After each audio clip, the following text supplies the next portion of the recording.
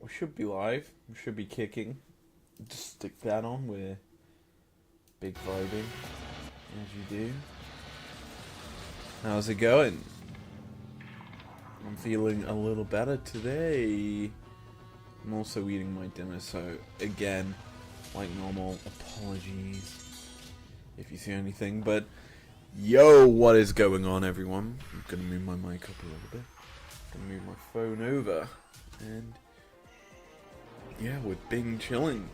A big day. Because we're covering T1 and LNG.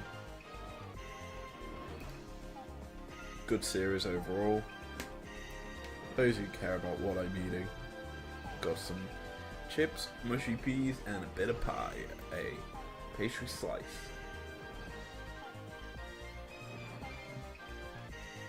As you do. But yeah, we're getting ready. I'm amped up for this series. It's a big one. As T1, obviously last hope of South Korea. That's a bit of a mistaken identity there. And what's it called? Excuse me, I'm just moving my mic arm across my face. There we go. But yeah, we've also got LNG, a team people are quite high on in terms of how they've performed overall. Yes, they did lose to JDG, but they rebounded, did well in their Swiss stage. Scout popping off for the team. But yeah, we're getting into a interesting best of 5 with the players involved because, spoiler alert, a lot of unique picks will come out in this series.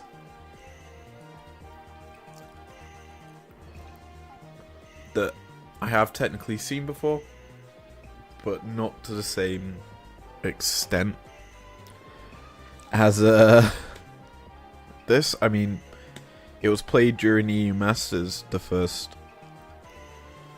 draft. A K-Corp special, I found.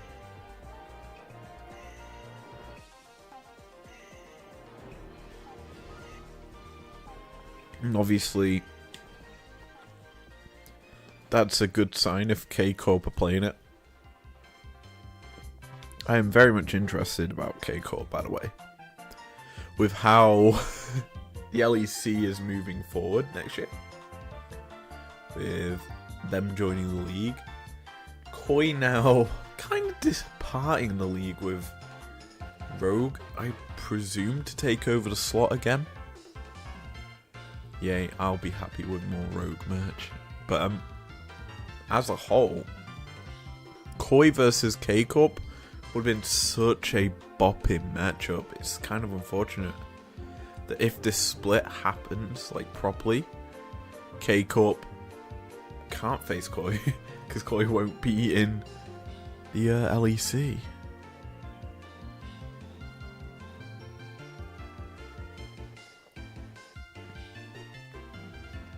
But we'll have to wait until next year to discuss K-Corp as a whole. When rosters are finalised, really looking forward to that next split. Next season is going to be very interesting in terms of teams. I think it's a bit of an issue with the fact that we're not going to see as good super teams. I think everyone will be split up. And there'll be a lot of roster moves in this off-season.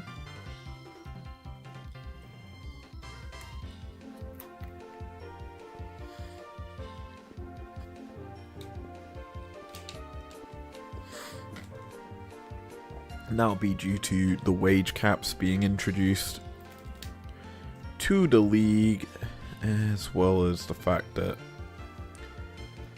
you think the wage caps will not allow for super teams to be as expensive.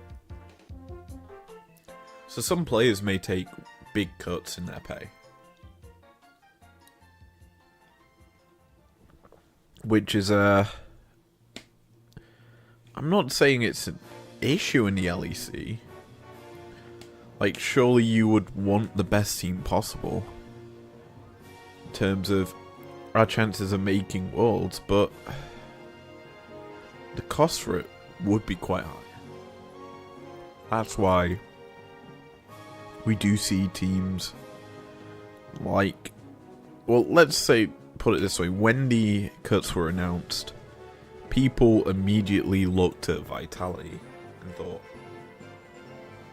yeah, they're gonna struggle, and people were interested into how this team would work out.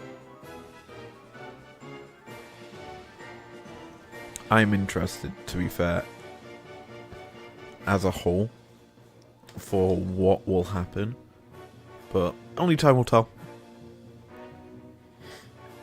We've got plenty of time. Apparently there's maybe rumours of Niski being on Vitality.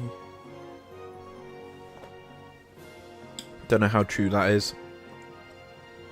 Mad Lions have got bits of issues going on right now.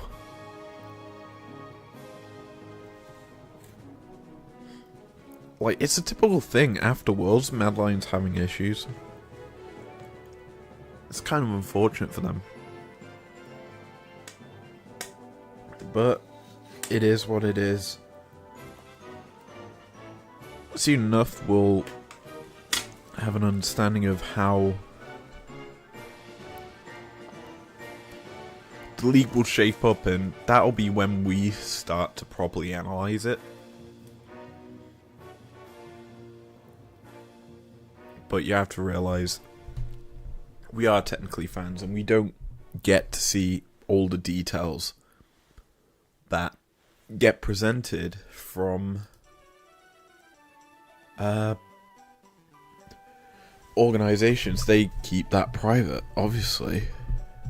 Excuse me as I fix my mic stand. There we go. It just went loose. It's floppy. There we go. But yeah, it's going to be interesting this off-season, I feel. I'm hoping we get some... I hope G2 as a whole remain untouched. I think Yike deserves to be in the LEC, like on G2. Considering he's filling Yankos's boots, he came in. And while he isn't... I'd say he deserves a lot of praise. Considering what team he's on, where he's gone into, I think he's probably the right fit for that team. I think G2 as a whole. I want to know, so obviously we can kind of speculate the costs of each team. I think G2 as a whole, you look at the players on it, you've got a rookie jungle, the best mid in the West has ever seen, in caps, so you're paying a bit of money there. Your bot lane, I'd say it's a really strong bot lane now. Mickey probably will be high in cost, but yeah.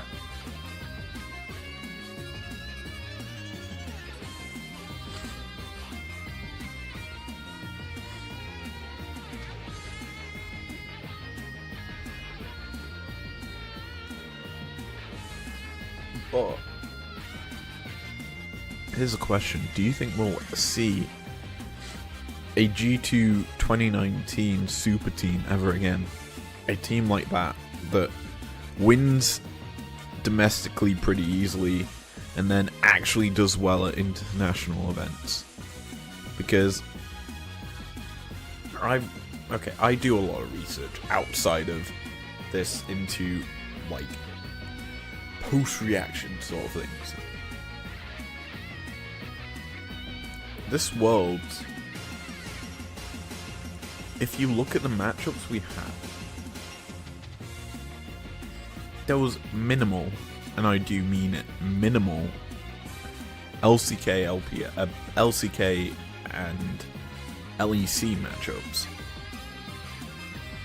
And like, G2 beat Damwon, then lost to Gen G, so they kind of counteract each other. The other LCK reps, who did... So I don't remember the matchups that we saw. I'm gonna look it up on air quickly before we get into the match. So...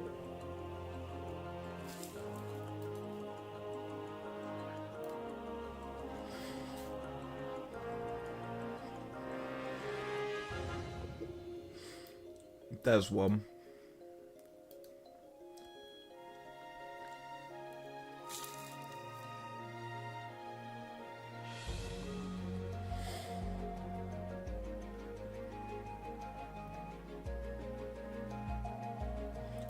Two.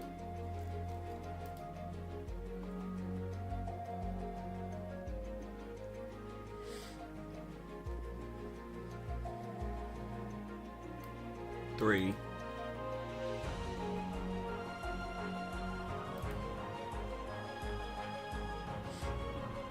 Those three matchups of LCK, LEC, and uneven matchups, obviously, that does negate the, like, third game, but you think G2 were two of them games. They beat Damwon, but lost to Gen G.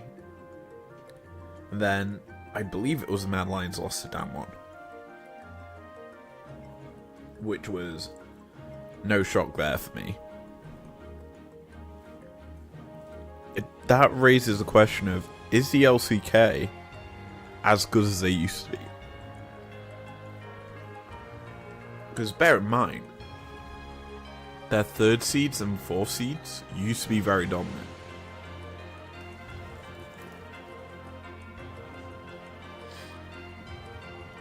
Because last Worlds... Okay, here's a better question. Do you think the gap between the West and the East has grown?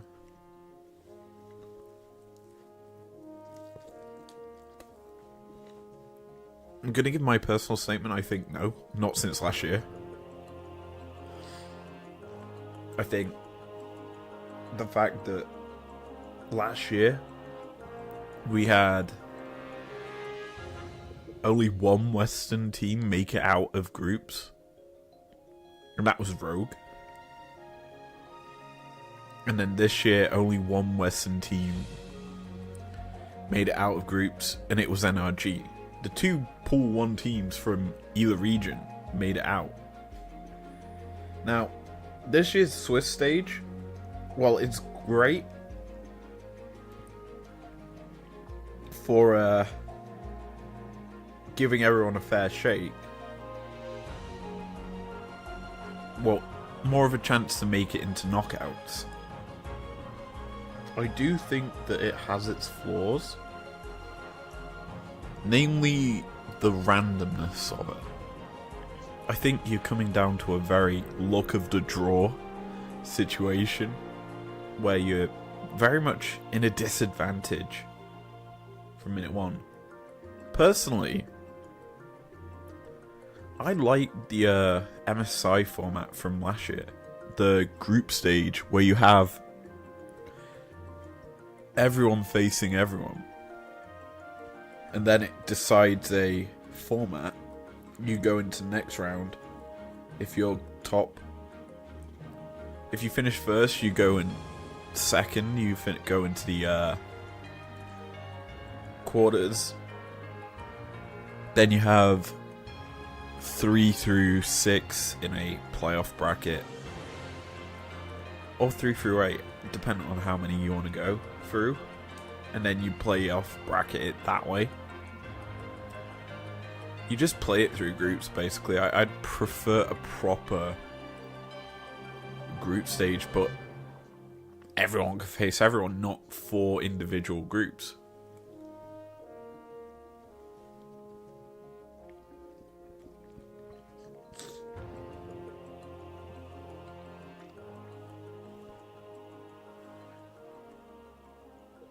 Because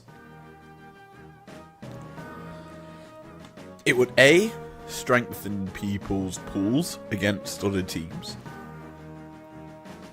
Because they're not relying on the same champions every game. Or there's typically what I'm trying to say is there's typically a consensus of what is strong.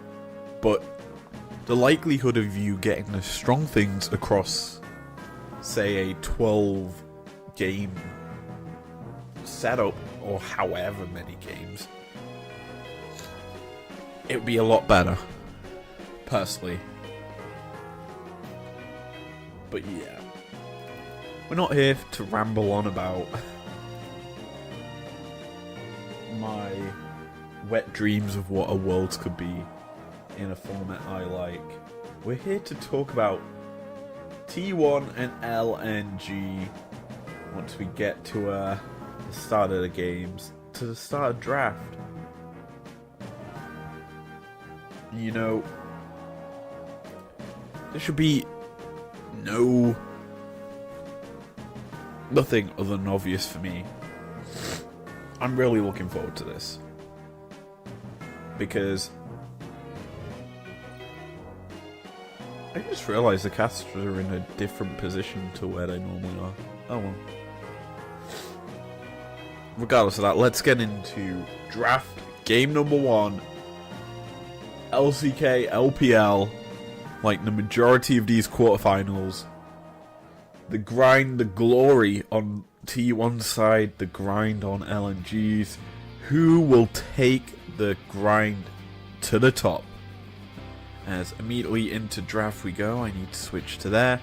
Caitlyn Renata removed away from Gumayusi and Keria. Nico Zaya removed by T1. Azir Oriana still up. Rumble gotta be removed. Jarvan still up and available. There's some good picks left, ready for either team to go towards. I think we may end up with a trade of the Ori and the Azir. Ori probably will take less prio because Jarvan is still up, meaning you can get that as prio. You're already guaranteed the Azir if you allow it through, so why not? It's still a fairly even-ish matchup when you can trade control mage versus control mage. Rel, though, going to be picked up by T1. Owner getting his hands on that pick, or Carrier, but I think Owner more likely to run the jungle with that, considering it's the matchup with Jarvan. Kaiser and Rakan could come through, but it's going to be the Azir. Guarantee Scout's big pick. I mean, he has run through teams during this tournament on that pick and demolished them. Response from T1 is to get the Aatrox for Zeus. I like that overall. It puts you in a fairly strong matchup in the top lane, as you can actually ban out Renekton, as well as some other big picks that can counter it.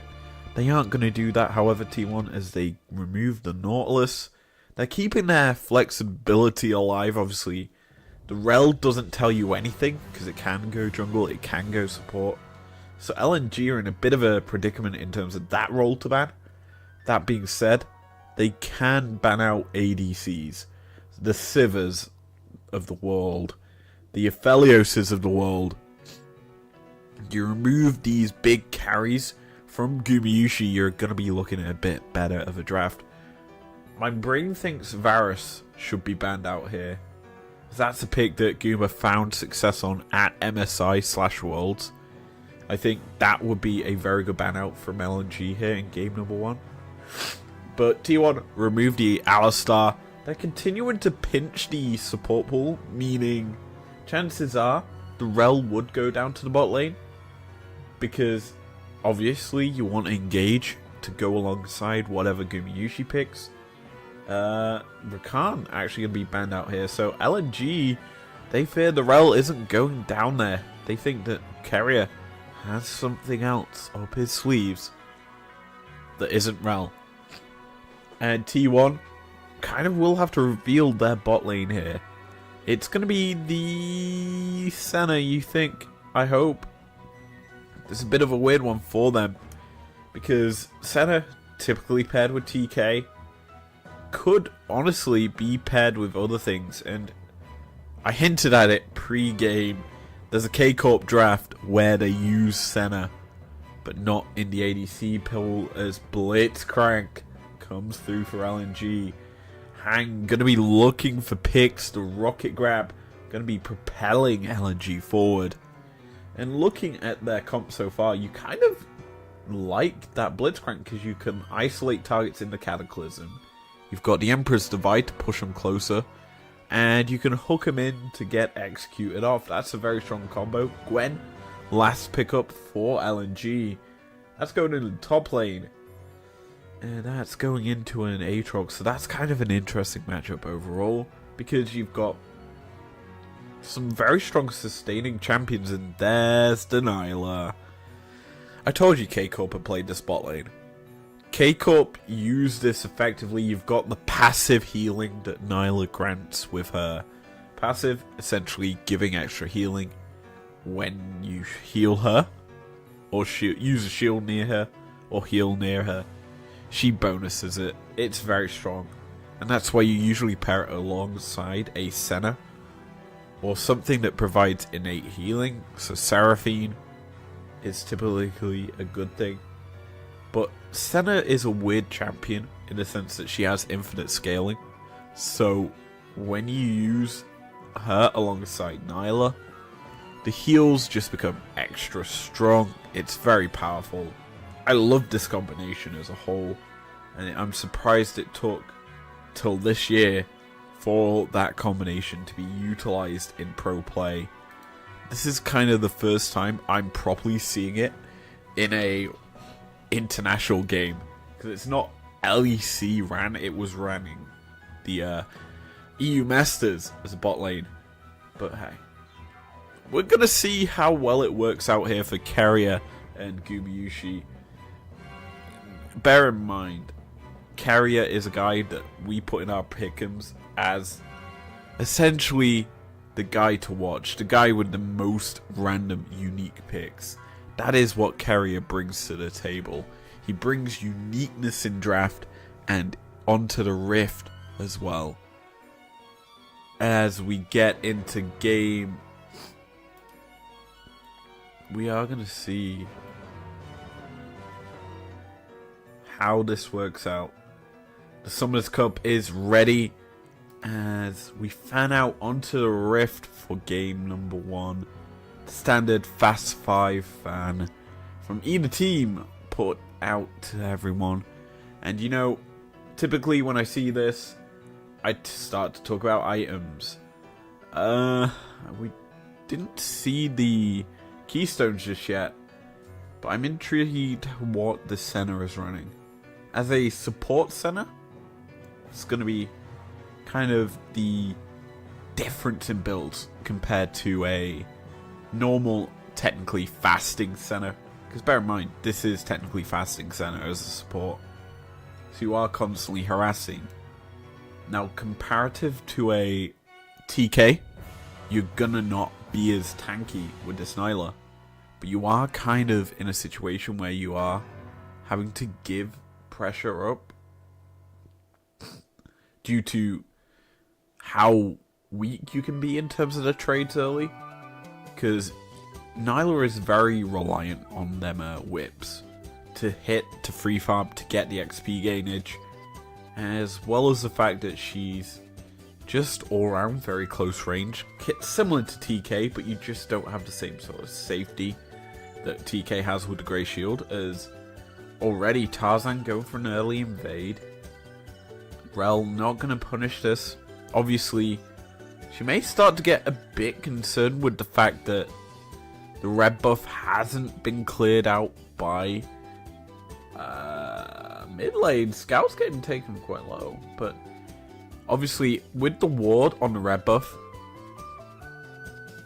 T1 will have their suspicions onto the route that will be taken by Tarzan. So at this stage of the game, he is probably very worried about where this Jarvan is. The fact that he hasn't seen him on red. He's, bear in mind, got a very quick clear. So here, you're going to be very worried if you're an owner. And in fact, he's very smart and wise to the situation with the fact that the red buff wasn't taken by Jarvan. So he's clearly going to go take it, steal away the camps. And the fact that T1 got the early ward down secures the vision, as well as the knowledge that they can clear this bottom half of the map. Now, the big thing to note is, Owner probably won't get too greedy and take the Raptors. Actually, he's already taken it. I meant the Krugs in this case. So, there is still technically a camp lead for the Jarvan once he full clears. But, at this stage, the full clear might not even matter as Scout being hunted. But he isn't going to be jumped on. Jarvan obviously behind him, Tarzan ready to peel for his mid laner. And as such, T1 back away, they disengage. The Raptors being started. A lot of them stolen there by Owner. So he's going to kind of keep a bit of a CS lead. Got the Scuttle in the bot lane as well to secure. So as a whole, that is very beneficial for T1. In fact, this Rel can still be a nuisance, still steal away camps, and is actually looking for this tower dive. The fact that Jarvan, obviously... So the fact Owner knows what camps are left up and available in this bottom half, because he's basically the one to have cleared them. He knows that the Jarvan's forced to go to the top half of the map if he wants to clear camps. So, the threat of a tower dive was quite high there, and I'm actually amazed there was very little response out from LNG. In fact, Tarzan just continued on his full clear. A little surprised that he did that, considering. But yeah, top side, going back and looking at that, it's just a standardized matchup in terms of the fact that Gwen will win it out early. Once Aatrox gets a few levels, gets some more passive sustain with healing, he'll be able to freely deal with this Gwen. Because bear in mind, something that probably won't have been picked up is the fact that when the Aatrox uses the World Ender, with Nyla around, that healing the Gore Drinker as well just is immensely more powerful. He gets so much extra heals and protection that he becomes nigh on unkillable when it gets to the late game fights. So, as a whole, he takes his first reset, maybe? Zeus not going to take it, actually. It will be, though, this Jarvan Tarzan looking for first blood. Flash popped out of Zeus as well as the World Ender. Needle Look fired out, but the flash forward gonna secure the kill as first blood goes over to LNG. Zika, the proud recipient of that one. On the bottom half of the map though, the T1 bot lane has its constant pressure put down onto this tier 1. With that, they're able to rotate over to this Drake. Obviously, with Tarzan on the top half of the map, no one can really contest this. So T1 taking the opportunity to secure this objective. You shouldn't really expect any contest out of LNG. The fact Faker comes down here, it's very easy to secure. Now, I just realized that's the fleet footwork Senna, which means that that will provide extra healing on the auto attack passive. And there's Ori shields. Oh god, T1's comp is dirty if you think about it in like full combination. Sure, it's not a Jarvan Orianna combo. It's not that sort of combination. It's just Nyla passive being stupidly insane and really a good combo champion. Now, in my opinion, Nyla should be seen more in pro play. I'm gonna say it, I really like her as a pick entirely. She seems pretty strong in that regard. As bot side, Blitz getting aggressive. Not gonna throw his hook out, and instead just gonna play it safe. I'm just kind of messing with my settings here, so I apologize.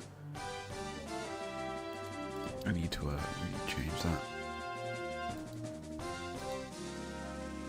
There we go. Boop, boop. There we go. So, as a whole, what we're seeing is T1 pushing their early vision, as that's the Emperor's Divide going to be used as the World Ender popped alongside it. Dawning Shadow across the side allows for Faker to get the Shockwave execute. Jarvan is down, means no jungle for LNG. And while they got First Blood, they're not going to get any objectives on the map. That is going to be a big Herald secured for T1. Let's be honest, invest it into the bot lane. You're probably going to kill that tower pretty quick. And if I'm Tarzan in this situation, I'm going to be positioning down there, provide some safety to my bot lane, and kind of allow for this more safe bot lane. Because it's not even safe, it's a bot lane that wants to play aggressive. The fact that the Blitzcrank is playing on the back foot isn't necessarily a good thing. It's kind of an issue for LNG that realistically means they've kind of drafted bad. But we watch this again, it's just ulti timings out from T1. Shockwave, Dawning Shadow in World Ender all popped at the same time. Deletes the Jarvan means that there's no real play there for LNG, as they can't really secure that Herald. Topside, we pan up, just seeing Zeus doing Zeus things, isn't he? Just farming away. Going towards that more Malmortius first to deal with the Gwen, who, let's be honest, will be an absolute menace. I'm not entirely sure how more Malmortius and Nyla works in a sense of the passive shield that you gain. Whether or not it amplifies it, I'm gonna have to wait and see for how that interaction will work, because I'm pretty sure it will end up happening eventually.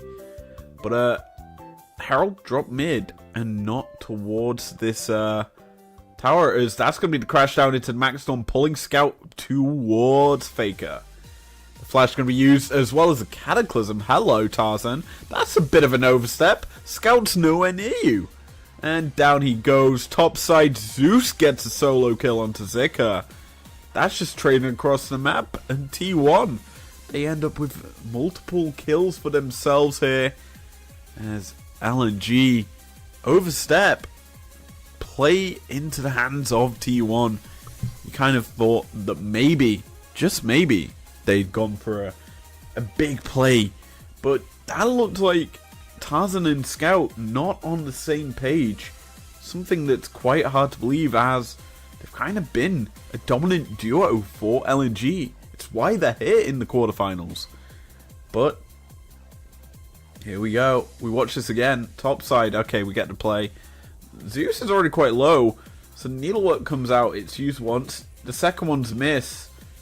And then third one gets straight through Zeus, but the fact the World Ender is on the Aatrox means he's just healing through the Gwen before she can even do more damage. Here, wrong way on the Emperor's Divide, so Scout is forced to flash out immediately, and he's very low, so I don't get why Tarzan went in. He's not going to get the kill because Rel is still there. They've got a CC chain, a CC combo on T1 side, so they just punish. That is, my friends, what we call a failure of a play out from LNG, who just get absolutely deleted on the Rift. And with it, Drake goes over to T1 pretty easy. And, you know, I personally think that this game's going as well as possible for T1. Your bot lane untouched, no pressure put down onto them. They've been just sat there being chilling. Senna freely getting stacks, already about, well, that looks like 49 on the screen. So she's pretty much almost at 60. 50 is close to 60, so she's already about halfway to the next stack. That is a huge benefit for T1, because bot lane's a very weird position. Also, the fact that I just realized something. The Dawning Shadow, when used, gives over an assist to the Nyla because she amplifies the shielding. So when the Dawning Shadow got used at the Herald, it gave an assist over to Gumayusi, which is a massive benefit for this combination. Something that I didn't realize would happen. And with that, T1 playing on the front foot, because you've got a bot lane that's free farming. The Blitzcrank has had very little effect. I don't think we've seen him land a hook just yet. I'm assuming he's going for the Everfrost build as well, with Crown Guard being not as effective anymore. Or Evershroud, I should say. Not Crown Guard. Crown Guard's TFT. And I think it's also a league item, but I mainly know it from TFT. Now, as a whole, this bot side map's going to be very hard now to play for if you are LNG. Senna has her Umbral Glaive, so she's going to be clearing out these wards pretty quickly, pretty effectively. And that is one of the big reasons why you go Senna, because you can start to roam across the map now, get your souls, clear the wards, clear the vision, and just play the map outright. It's very effective. And that gold graph there, big sign that the bot lane's just going well in their favour, as it's just a outright gold lead without any assistance. And here, we may see a possible play as Gumayusi going to be forced to jump over the wall. The hook going to be flashed as Blitzcrank, he goes aggressive, he invests his own flash. Faker coming down, he's hunting for Scout, but he will not find his counterpart in the mid lane. It's going to be a TP burnt out from T1 as well as all of Carrier's Summoners. But LNG, they invest the Blitzcrank hook and they are forced to retreat, which allows T1 to get this Herald. Zika is in the area, but he's just being jumped on already. Zeus going aggressive, forcing him back. It allows for the Herald to be secured. As Carrier, I thought was going to go aggressive and push out the wave. He is not. Instead, Tarzan, he's just sitting there in the bot lane, just chilling. This is weird. It's like he hasn't got anything to do, even though he's got his full bottom half of the jungle up and available to secure.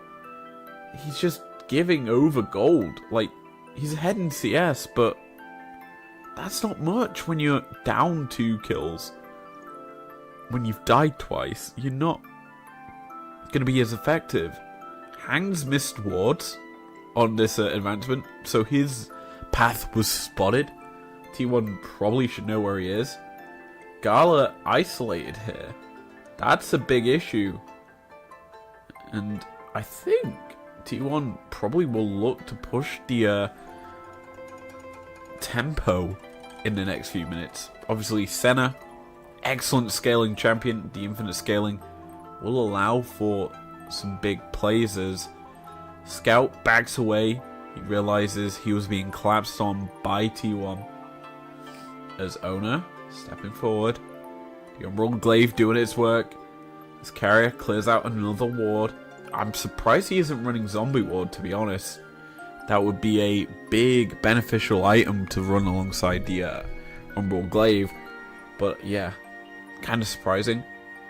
As we get back to the Blitzcrank, it's been oddly quiet as a pick, to be honest. Usually Blitzcranks want to be pressing their opponents, trying to look for the hooks. And with T1's comp, like in the bot lane, the matchup, sure, it's double melee as topside. Ult being traded, the world ender used as needlework misses. That's a trade of ultimates between the top laners.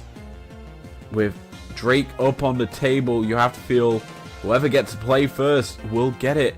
But this TP signifies that LNG are giving up this Drake.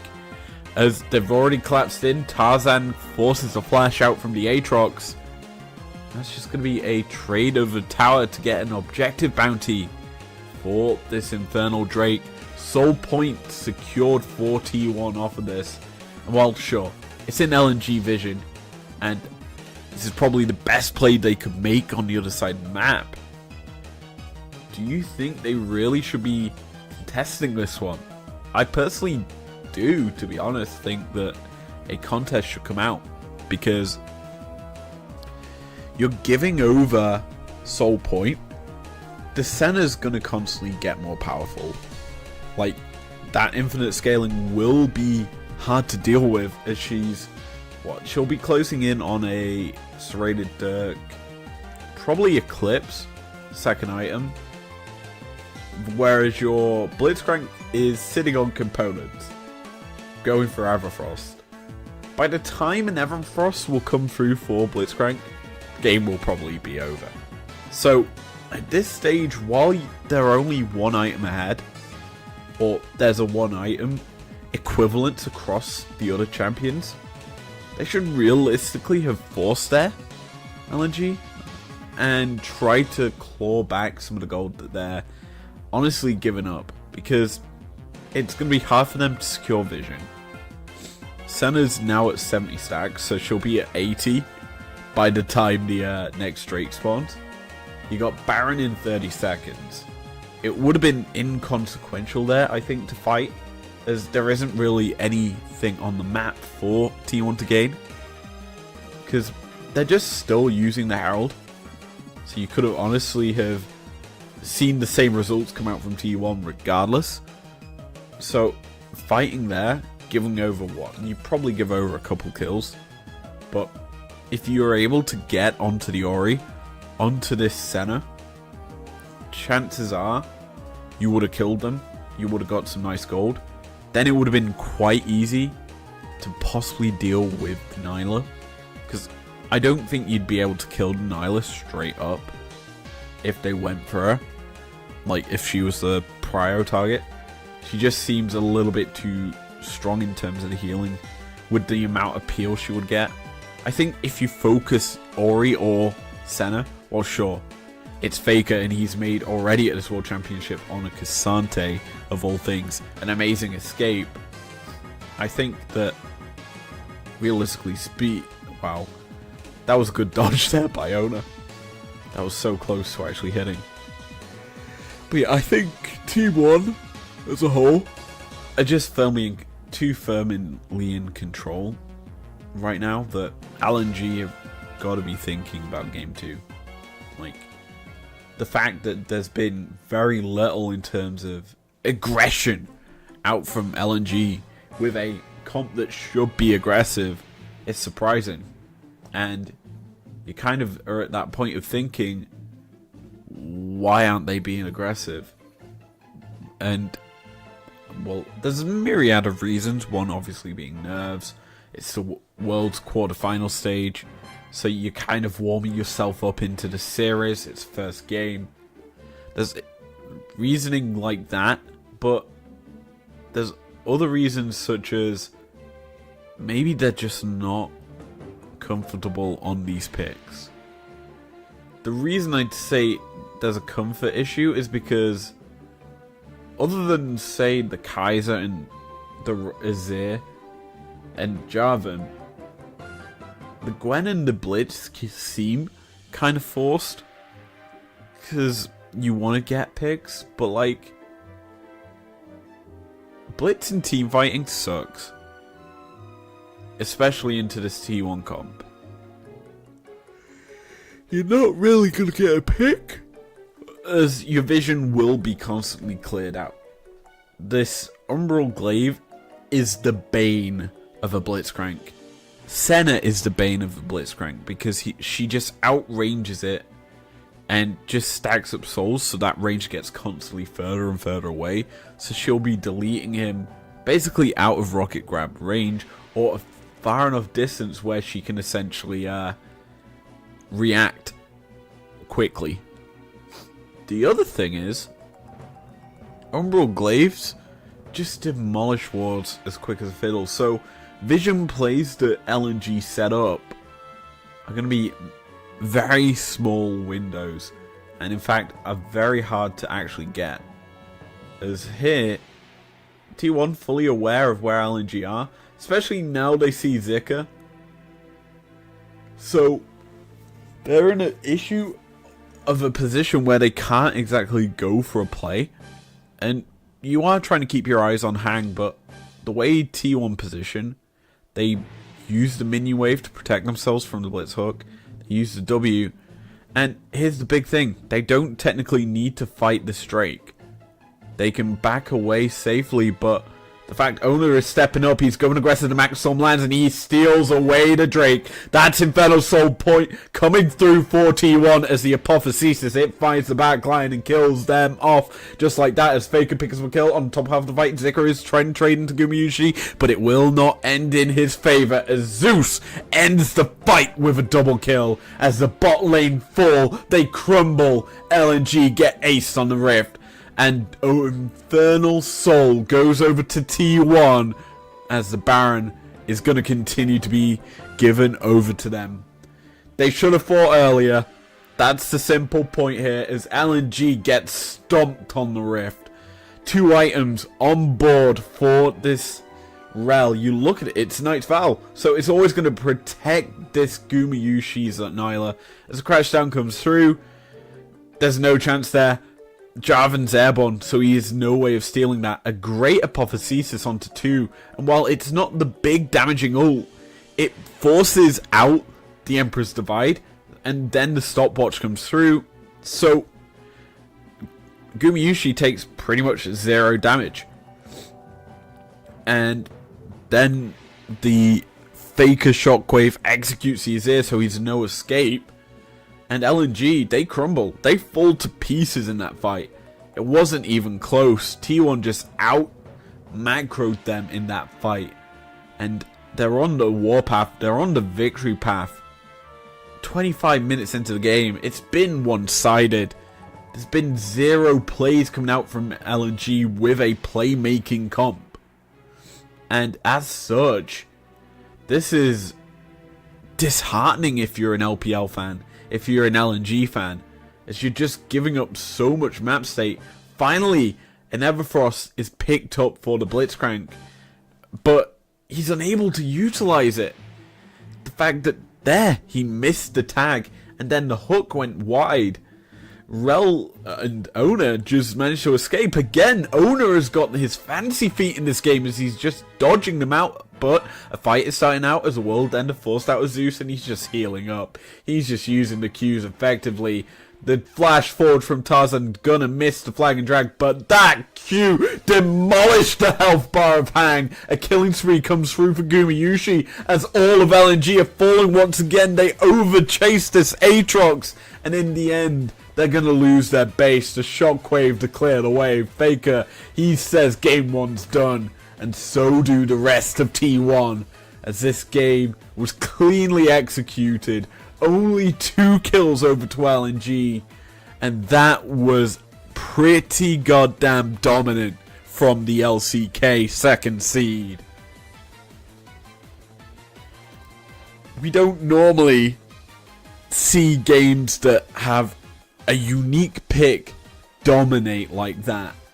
I've hyped up this Senna in this game a lot, but the fact that it allows for Gumayusi to be as aggressive as he was there is huge, and the rest of T1 played into this comp well. The Knight's Vow providing shielding for the Nyla, so she's having damage mitigated, is huge.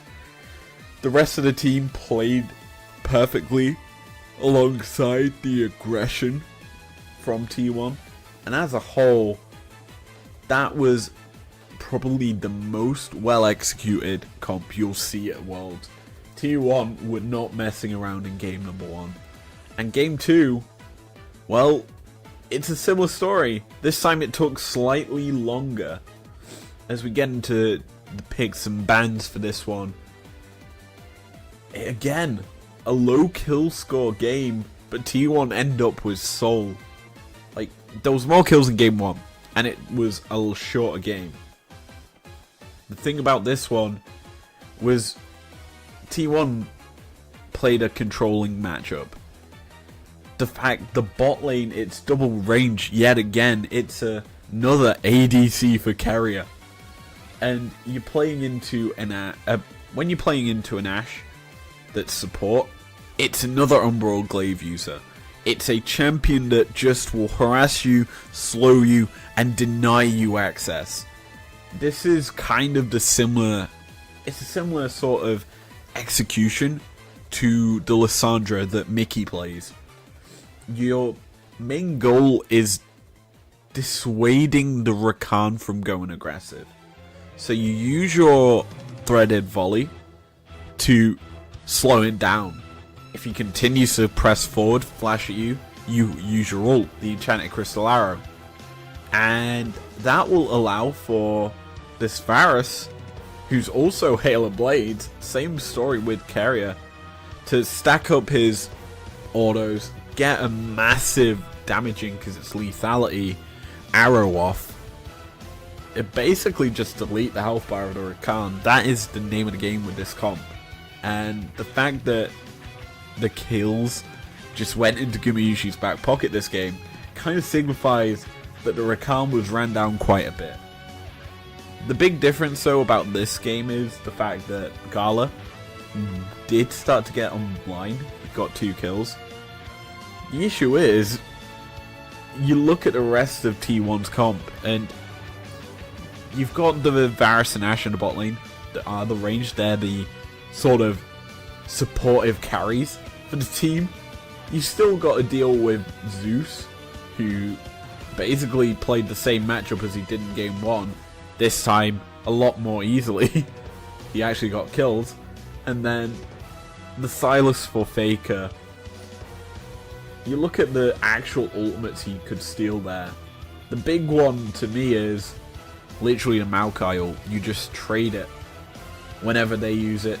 So you basically have a lot of CC and combos out from T1 here, because you can use the Varus ult alongside the hijacked Maokai Nature's Grasp, and essentially you just have a double CC chain that's very hard to deal with. And while they're all CC'd up, you can just use your Aatrox, your Rel combinations to just dismantle them. This is a very deadly comp, and it's one of the big reasons I've fallen in love with T1 this year. Like, I used to obviously follow him. I didn't follow him as closely. But T1 as a whole, the fact that their drafts are this unique, but there's a sort of story or a playstyle you use them for, they utilize well. It looks like just a mix match of champions, but there's a certain route you take with them to make it work, and I like it as a whole from T1. Whereas you look at this this LNG draft, it's more mix mash together sort of playstyles. Like, to me, I don't think the Jace fits at all. I think it's just we've already got a lot of AP, so we need more AD to kind of counteract it on the top half of the map. But it still, to me, looks very weak as a draft for LNG. As what were the bans? That's the big question. So Kaiser was up, Zeri was up. Aphelios has kind of risen to prio at this World Championship, but it's still, in my opinion, not as strong as some of the other picks, to be honest. I think I'd much rather see, honestly, in this game, a Syndra for Scout. This is being reckless, but maybe a Draven for Gala, or a Zeri something that's a hyperscaling ADC that just does mass amounts of damage, rather than a very situational burst heavy or trade heavy champion that you're reliant on a certain gun in order to be effective in team fighting. I'd much rather see a Zeri. It would have fit the comp a little bit better, because you'd then have more poke with your zap, your W, as you'd have the Jace lasers, the Maokai saplings. It would have been a bit better, in my opinion. That's just how I think it should have gone. But yeah, game 1, game 2, done and dusted. Just want to check that. Yeah, it's T1 dominant in objectives. Let's get into game number 3, the deciding game of this series. And which side will T1 end up on is the real question. Because I'm pretty sure they'll have had 3 games on red. And 3 games on red just gives you counterpick. Personally, if LNG didn't switch sides here for this game, I'd be shocked. Because I think getting counterpick would have been a bit more impactful for them, because they're just getting demolished in the draft. And T1 having to fully reveal their draft in first would allow LNG a better sort of run at them. That's just my take though. But bans staying pretty much the same. Jarvan is on the ban list this time, as Xayah, Nico, Rumble and Jarvan all removed here. Rel removed by LNG. I think we may end up seeing a Orianna or a Azir creeping through in the first pick phase yet again. Silas could be an option for a ban here, but it's going to be the Maokai, so that's not going to make its way through this time, as Orianna first picked by LNG. Scout done with the Azir, needs to play something that has a setup. I think T1 though, their first rotation may smell of Azir Rakan, just to deny a ball carrying champion for LNG, because the options are quite limited in that regard as to what can be picked up. Now, T1 gonna obviously secure the Azir first phase. You're not revealing the rest of your draft, which is a huge benefit, and that gets to go through into the next pick, which is going to be for whom? Because I don't think it will be that champion being hovered right now. Personally, I think because of the fact that it's got power, Poppy will be locked in. This is signifying that T1 are expecting the Rakan to come through, and denying a champion that can carry the ball in is huge. And Poppy is such a good shutdown champion, and it's still a flex. It can go into the top lane. Some reason I think Carrier may even play it. That's just how good of a player he is in terms of different picks.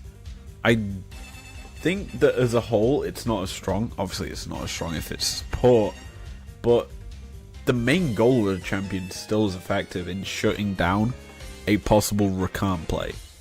Now, LNG, I don't like their draft here.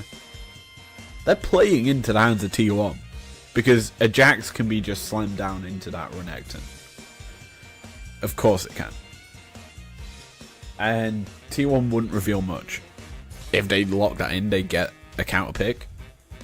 But that champion is certainly a very effective thing at disengaging this comp. T1's draft is just gross. I love how well they're drafting it. You pick up a Poppy to... And spoiler alert, LNG have drafted a Sejuani into it and a Renekton into a Poppy. Both of which champions have dashes that want to get into the backline. So they're going to be shut down by a steadfast presence. Simple as that. Plus, with the Renata coming through, if they do manage to get into the backline, they then have to deal with a bailout and a hostile takeover. T1 just don't want LNG to get anywhere near them, and this draft is so insanely good. ADC is being banned out here, but you can't out-ban T1 here. They get first pick of the litter.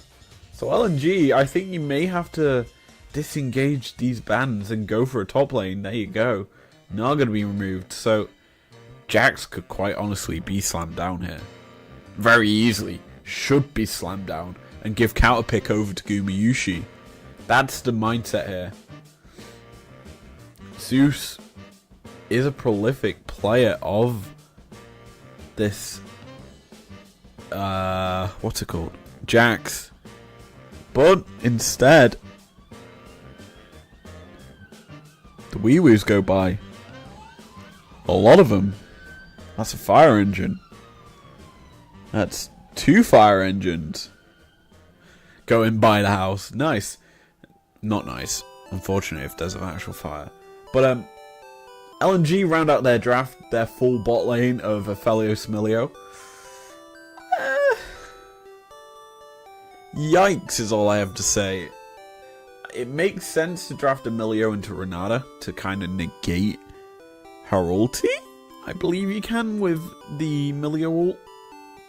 But as a whole, the fact that you're kind of in a situation where Aphelios will be struggling to match the range. Varus obviously can poke him down quite easily with his Q when the Aphelios doesn't have Green Gun, obviously.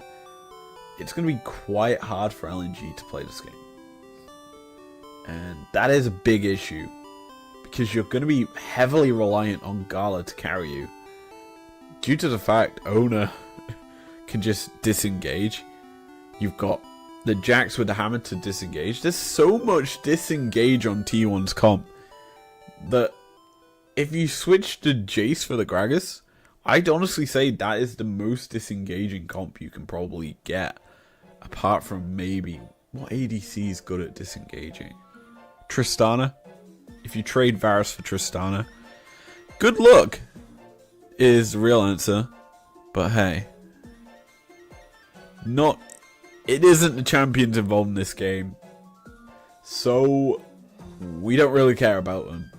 What we do care about is game number 3. T1, LNG. If T1 win, they're through to the semi-finals. LNG go home with absolutely nothing, as the first of the LPL Titans will fall.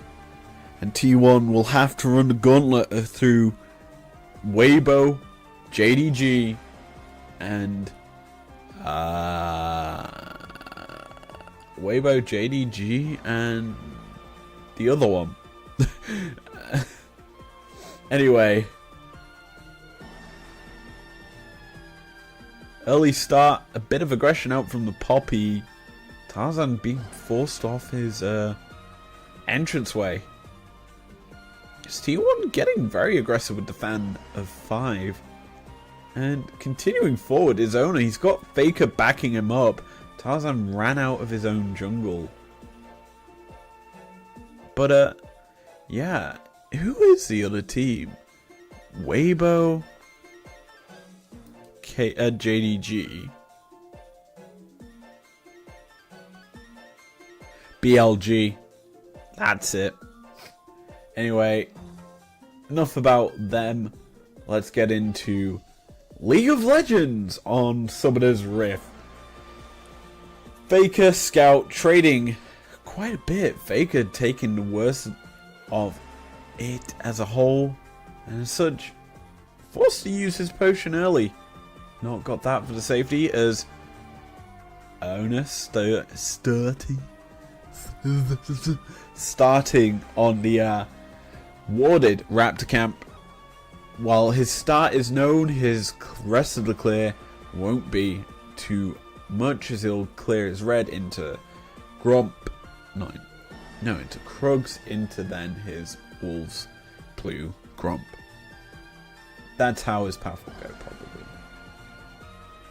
Similar story for the Sejuani, however, she started on Krugs, gone to Red, gone to Raptors, and then we'll probably wrap around into Blue. His Blue buff side. T1, as it stands, looking at Ruins, nothing out of the ordinary. Same thing on the LNG side. Item starts, they're pretty much the same. All Dorans as Owner. He obviously had a ward on this blue buff early. Knows that Sedge hadn't started it, and Tarzan, he's going to run into this Poppy. Already got a lot of damage down, and Owner uses that phase rush to run away. Possibly could trade back in.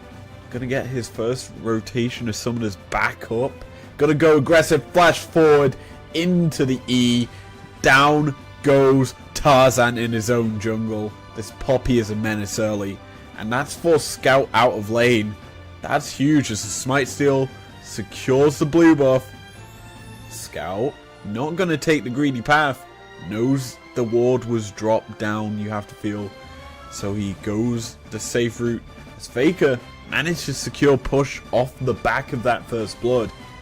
T1 already off to an early start and an early advantage after a very great play by Owner.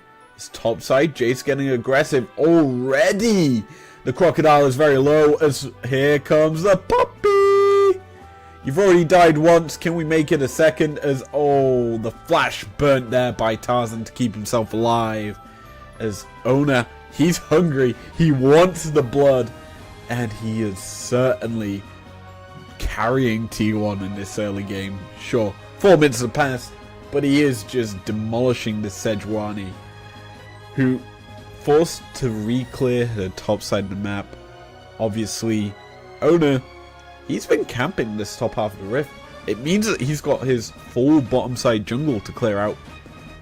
And it's going to be very, very easy for him to just do so, because he'll go to the Scuttle, get the movement speed buff, then go clear his blue, Grump, and Wolves. It's a very easy clear for him. And considering he's level 3, I'm thinking possible tower dive in the makings in the bot lane, because Sejuani not going to be strong enough to match Owner if one goes through. Because bear in mind, it's a Hex Flash Poppy, so she can just appear out of nowhere onto a target and absolutely delete them.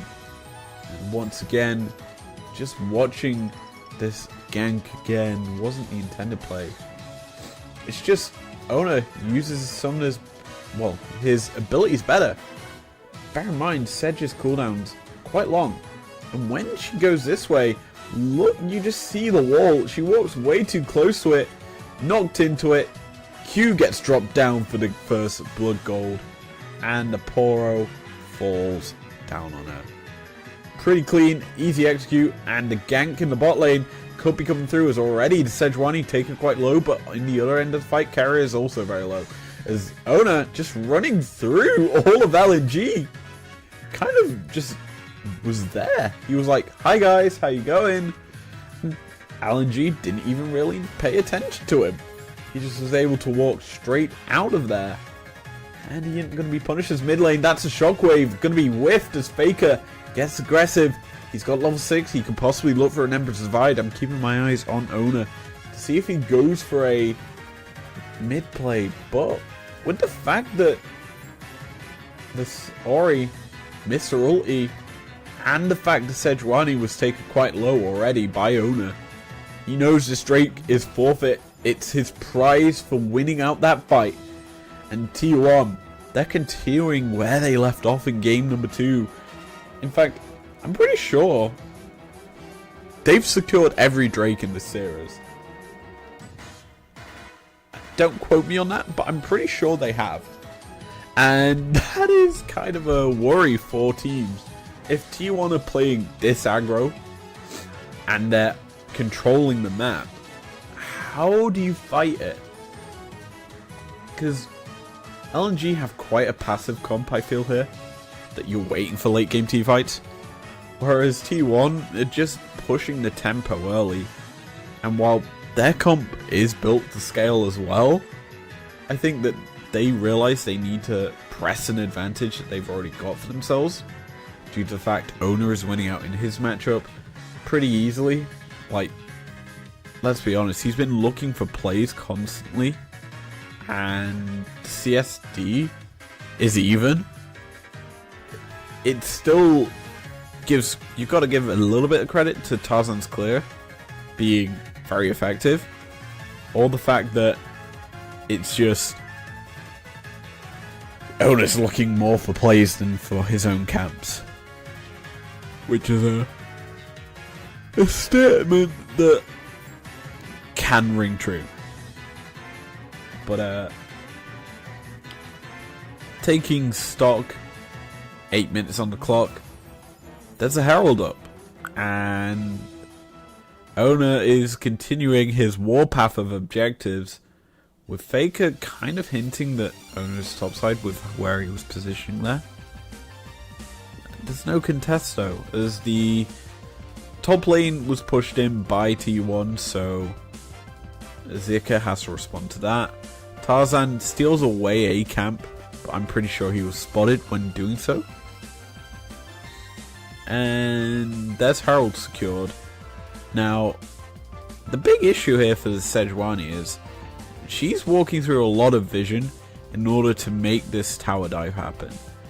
As Scout shows up, will a TP come through? As that's the Moonlight Vigil user, Shockwave lands onto Gumayushi, but he is taken quite low. The bailout won't keep the Varus alive, and now Renata in a bit of an issue. The hostile takeover comes through as that Emperor's Divide finds two members of LNG. They're on the wrong side of the map, and Owner's hungry. He sees this Aphelios, forces to flash out, and Gala is doomed to fall, gets knocked into the air by the Piltover.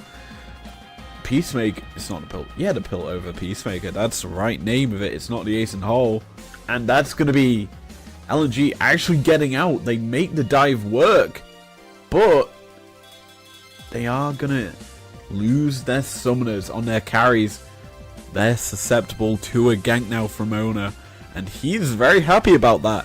He wants to get the kills, he wants to get his team back into this game, because that was a very well executed play by LNG, as the chakram stacks get picked up here by Gala, and it's red-white, which means do not fight. He gets to execute through all of Gumayushi's health bar. Then Carrier isolated.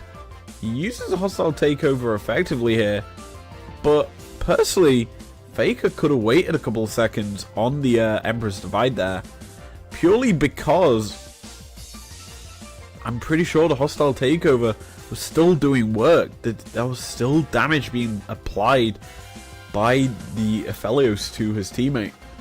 But yeah, T1 realizing that was a bit of a mistake, as they get punished by a good turret dive from LNG. Now, obviously, summoners very valuable in terms of opportunities for ganks, as that's going to be Tarzan landing the ultimate onto this Renata.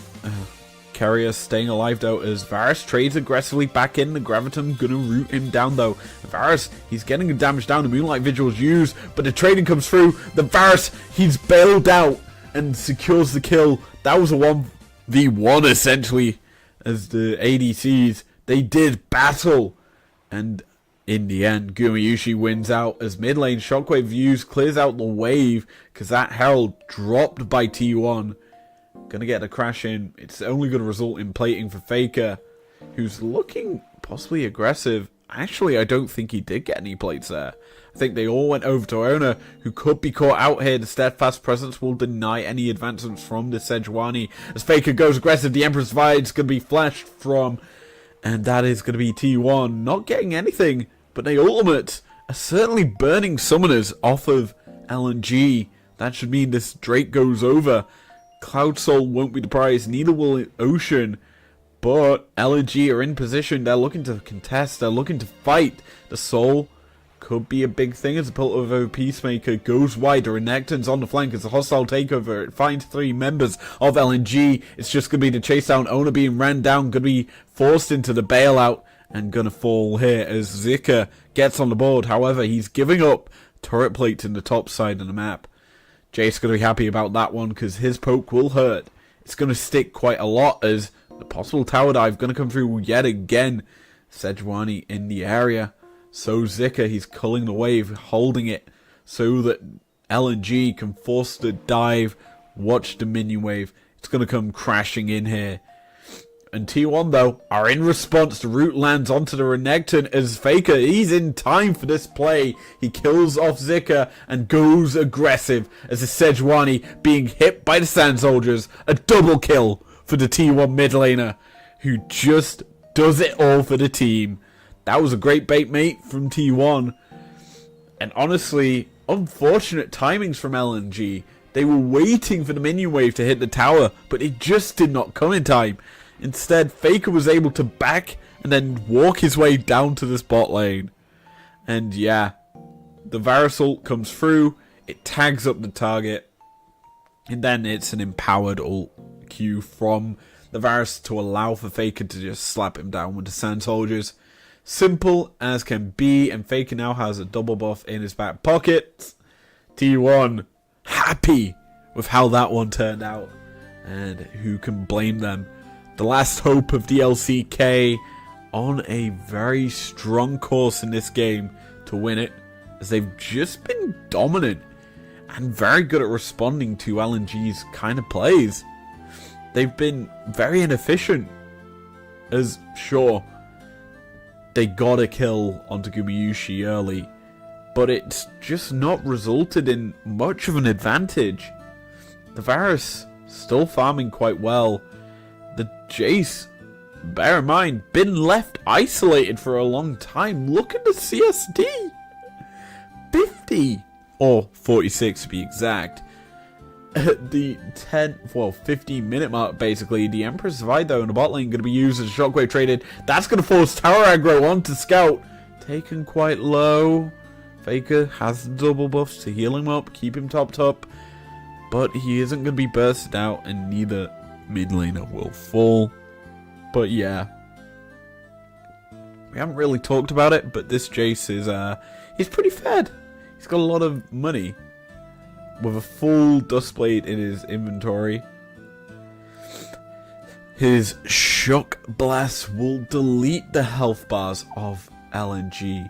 I'm just waiting for one to land onto the Milio as Harold secured. No one from LNG gonna overstep. Obviously, Owner has the Piltover Peacemaker if he wants to disengage the fight. Any advancements forward as well. That goal graph, pretty significant. The Jace is so far ahead. He's gonna get a first tower blood as well. This is gonna be a Zeus carry game from T1, and you gotta think, how does LNG shut him down?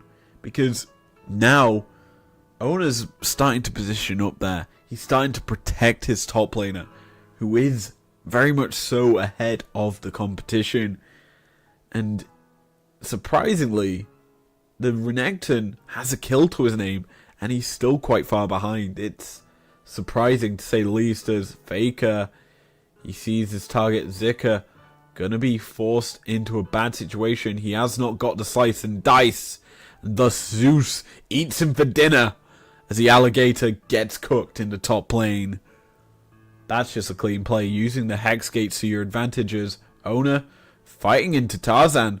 The Poppy wins this one, as the ultimate not going to be used just yet. It looked like the Sedge was forced to ult, but TP's going to come out from T1. They're looking to make a play here, as that's going to be a double TP. Faker and Zeus are here. The Shockwave perfectly timed to deny the Jace entrance, but that Piltover Peacemaker does work, and T1 get paid as Zeus picks up the double.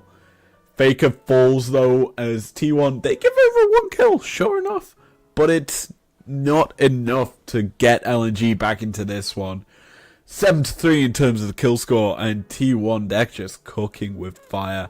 This Poppy is just a ruthless, aggressive pick. The Owner is just unrelenting with, constantly pressing forward. And this shockwave, while good to deny the flash forward from Zeus, he goes straight into his Sejuani, allowing for the easy Piltover Peacemaker from the Poppy. And boom, Owner sets up Zeus, knocking the targets into the air for an easy bringing down of the hammer. Tarzan? Are you okay, bud? That's going to be the Moonlight Vigil used. T1 getting jumped on a hostile takeover. Going to land onto 3 members. And that's going to force the aggression out from T1. They get Drake and they get kills. That's going to be Sejuani falling. That could be Baron in a couple of minutes. If only it was up. Faker using the Hex Gates. Trying to get behind LNG. Not going to go into that play. They realize that they're all back in together. And so he just gets to go back to his team in the mid lane. They're pushing for the tier 2. They just got the tier 1.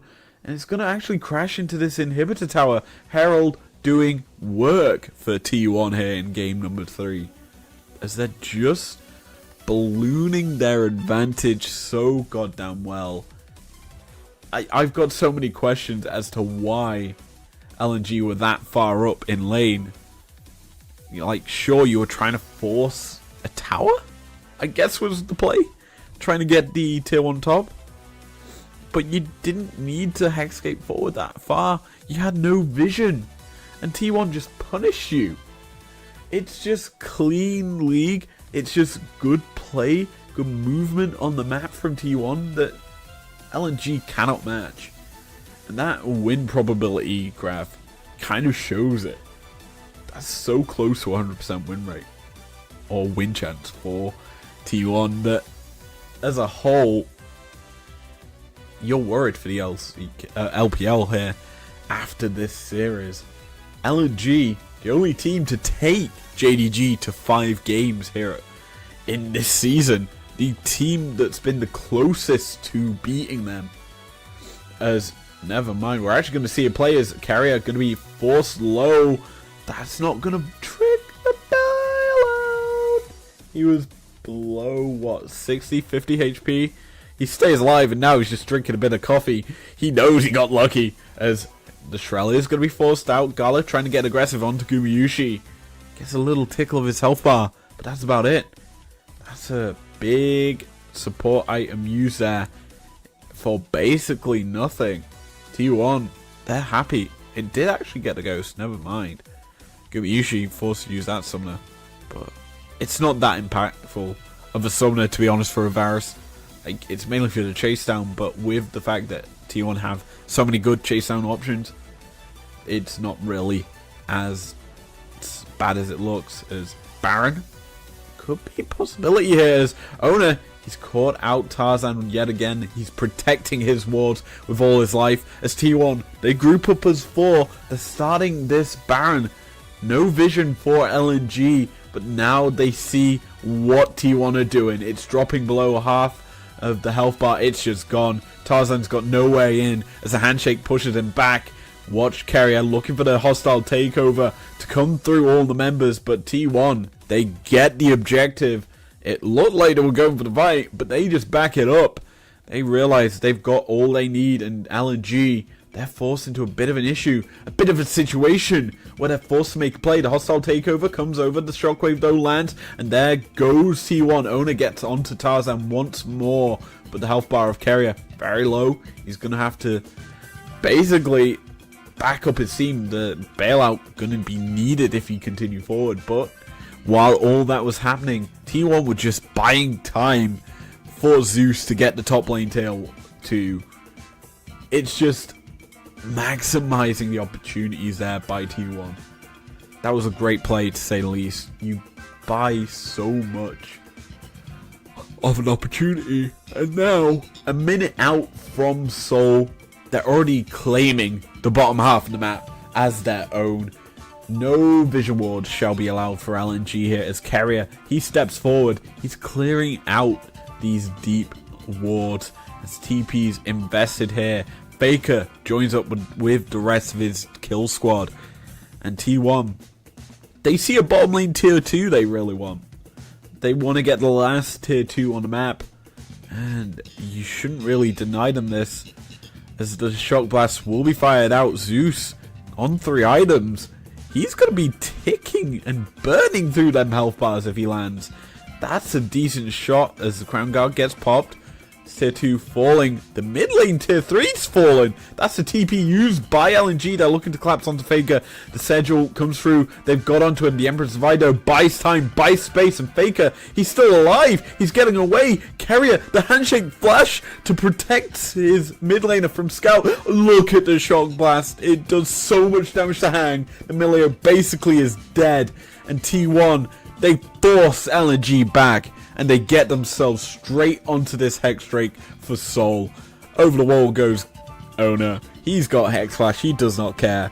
And that is going to be a big prize gained for absolutely nothing. LNG slacking on the map.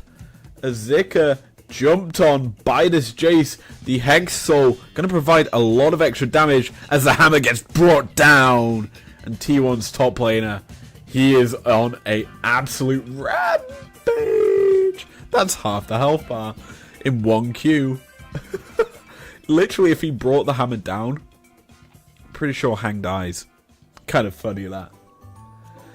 Oh god, 5-0-0. Jace has been untouched this game. He's had no real visits from anyone. And that is a big issue for anyone going up against T1. If you don't pay attention to top lane, Zeus can do this to a top laner who, granted, sure, he is not as experienced as some of the other top laners in this World's quarterfinals, but he's still, I would say, a supremely talented player. Zika performed well in previous series in terms of LNG getting to this stage as... That's a lot of damage. Hang once again. He can't take too many of them. In fact, I'm pretty sure he could only take 2 of them before dying. And that's not a good sign, as that's a lot of wards in the mid lane. That's double control ward. And a normal ward. Why not? Just throw them all down here. LNG. That's free gold. Wow. The dirty ward maneuver from LNG. It's still gonna die. You denied the ward once. You deny it twice. No, you cannot.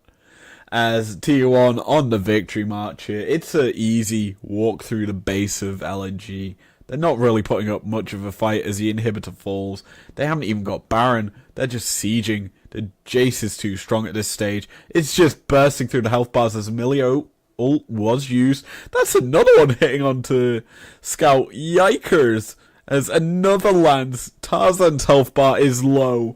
All of T1 are just pressing forward. LNG are just dying to Zeus. This is just a one-man army from T1 right now. As the Jace is just so goddamn powerful. LNG, you can't advance as that's going to be engaged as a handshake lands onto this Renekton and he's just dead. As here comes Faker, the Emperor's Divide. It finds Gala and T1. That should be game here. They get the kills. They're even going to kill Tarzan. He's going over the wall. He misses the ultimate, but he tried to cut the wave. It was not good enough. As the wave for T1 gets to advance into the base of LNG, this has to be a final stand from the LPL squad. They need to contest this, but will they be able to? The hostile takeover only lags onto the Emilio, but the engage, that shockwave lands onto 2, but it's too late as the Sejuani falls to Gumayushi, and that's a double kill to the ADC of T1, and the Koreans' only hope survive to fight in the semi-finals as T1 take down LNG.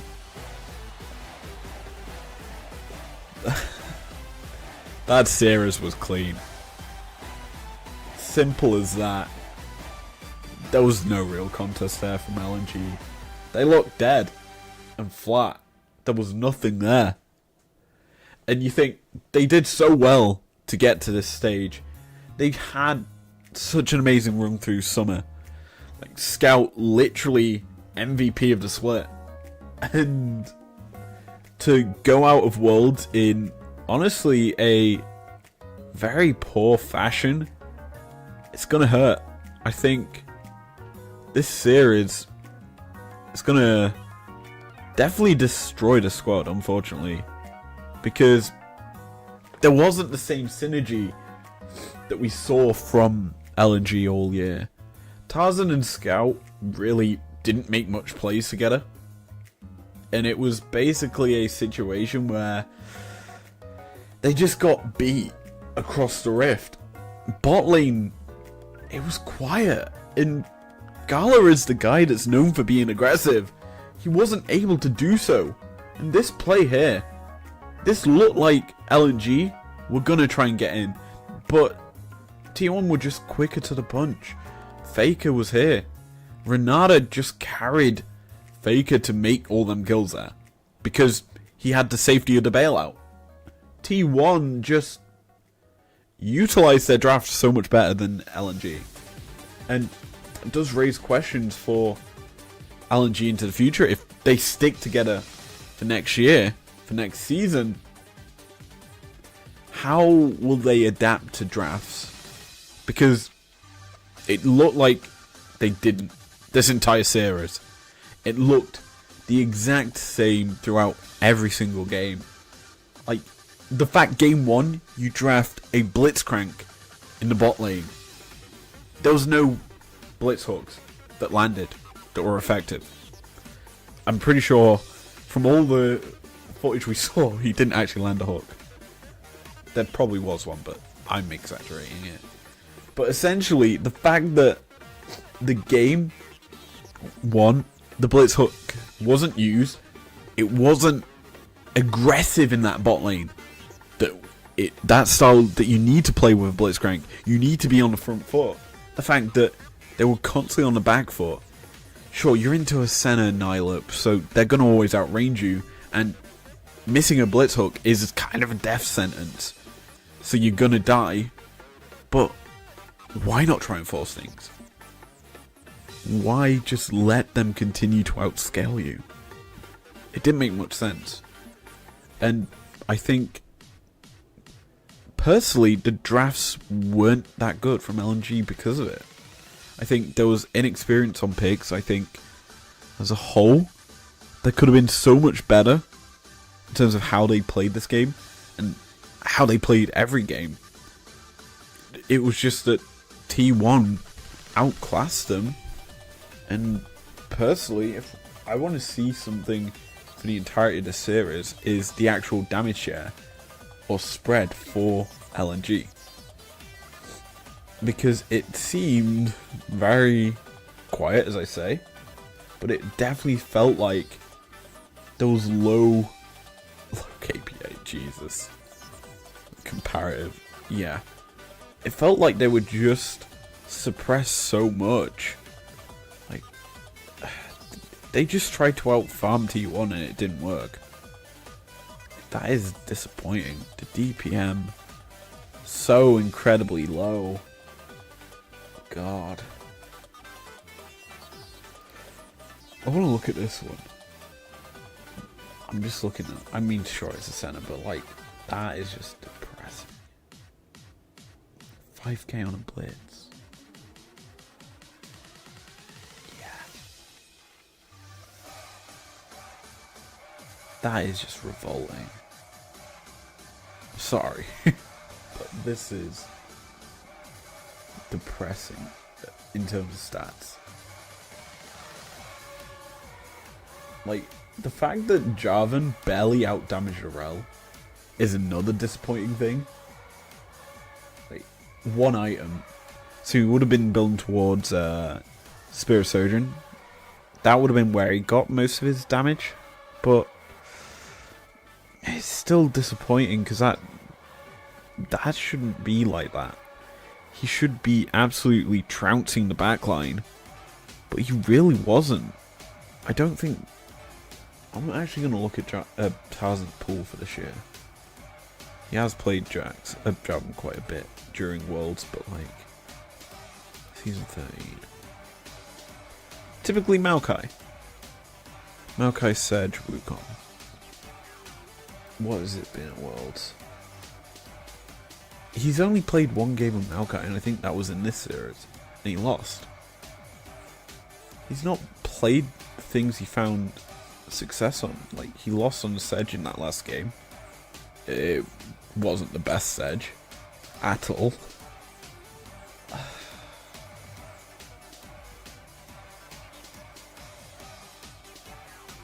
It's a yikes for me, personally. That's all I need to say. This series, it sucked from LNG.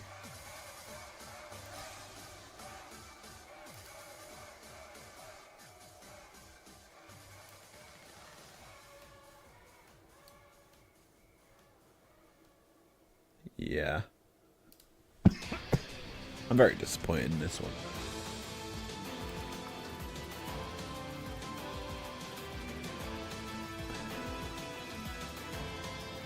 I don't get the prio on Gwen, personally.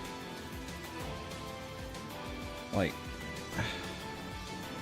honestly, Jax, as much as I don't enjoy watching it in pro play, because it's a no-skill champion, it's a better no-skill champion than Gwen.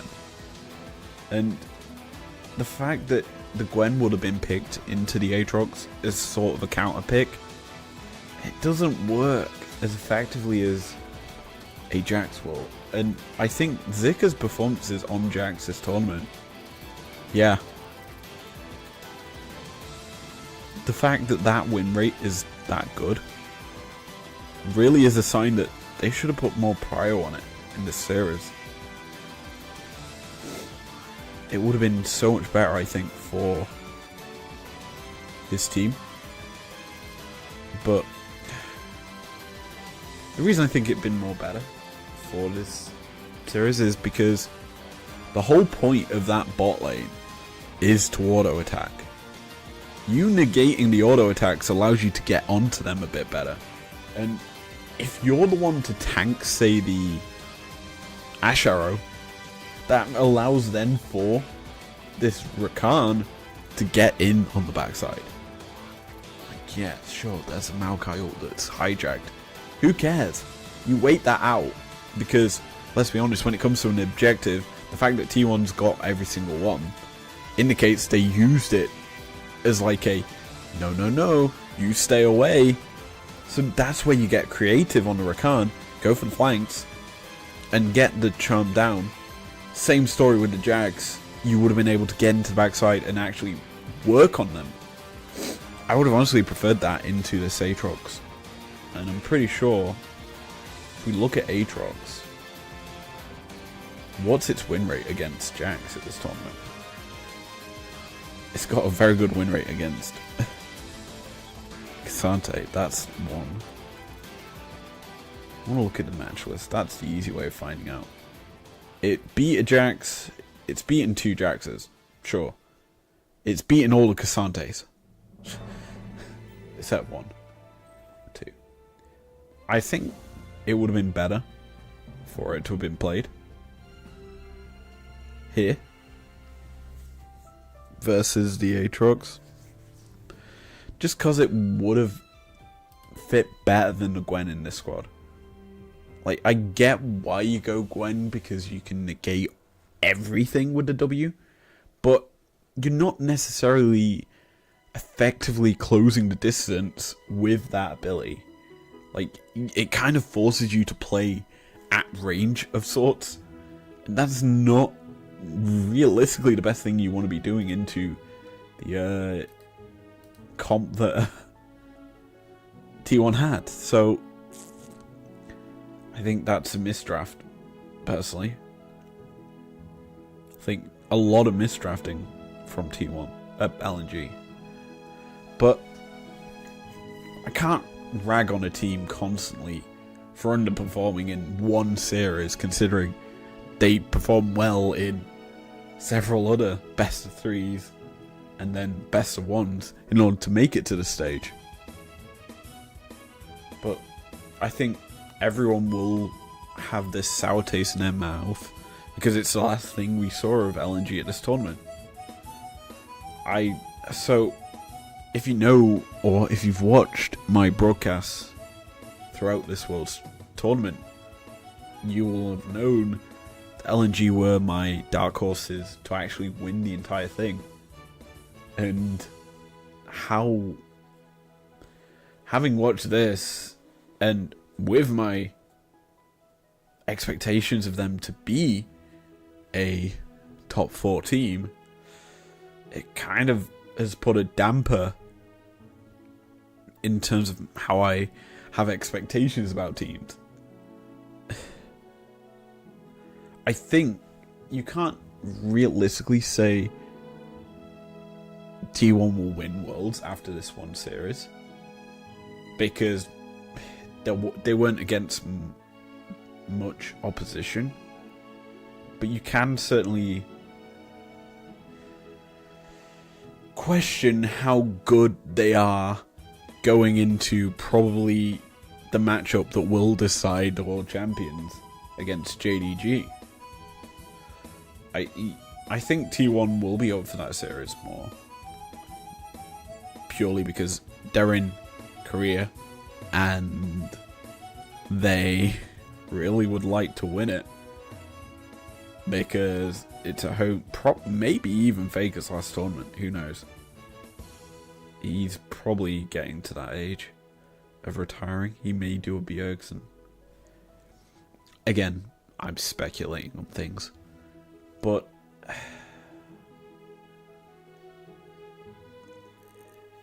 I'm gonna save my prediction for when I do my video. That'll be in a couple of days. It may go to normal day of Friday, to be honest.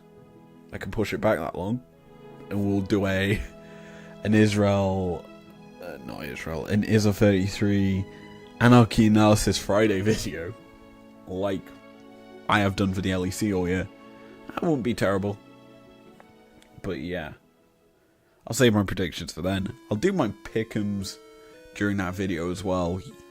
You get the gist of it. I do have something that I guess I can round this out with. Sup, it's me. Whee!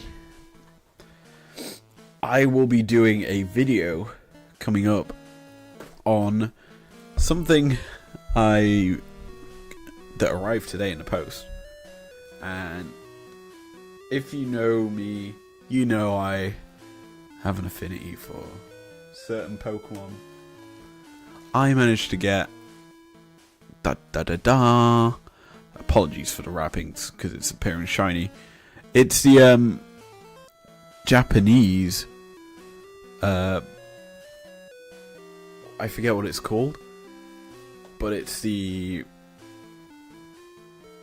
current Paradox Rift set, but the Japanese version. That's the easy way of wording it. I'll tell you what it is.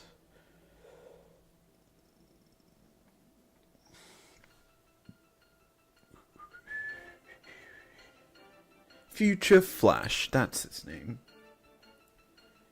I'll do a video on it, as you do, and hopefully I get some good pulls. This is going to be technically my first Japanese card openings. Actually, it might be the second, because obviously we got that bad boy there, the Gardevoir. I'm pretty sure that is Japanese as well. But this will be a proper full-on current set Japanese opening that I've never done before. But we'll see. Everyone will see. And with it, I'm actually going to probably go record that now. So thank you very much for joining me today.